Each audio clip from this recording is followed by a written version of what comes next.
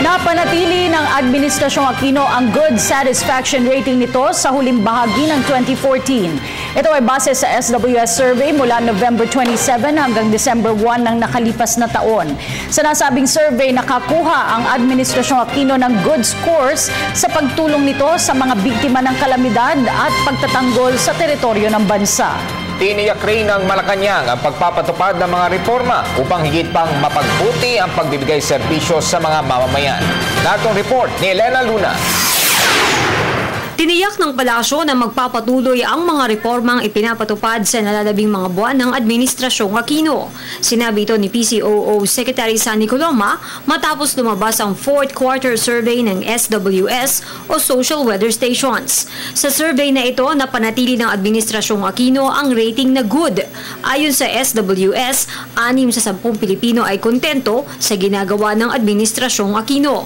Tinukoy ni Secretary Coloma ang mga partikular na programang paglalaanan ng gobyerno ng panahon para sa kampanyang Inclusive Growth. Ito ay sa peace and order, job security at livelihood, pagpapalakas ng purchasing power ng mga mamimili at pagbibigay ng hustisya para sa mga biktima ng Maguindanao Massacre. Kaisa kami ng sambayanan sa pagnanasa na mapairal ang katarungan sa kasong ito.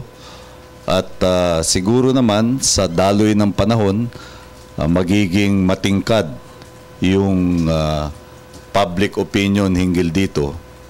At pupukaw din ito sa damdamin ng mga individual, no, na merong mas tuwirang partisipasyon sa paggawad ng desisyon. No?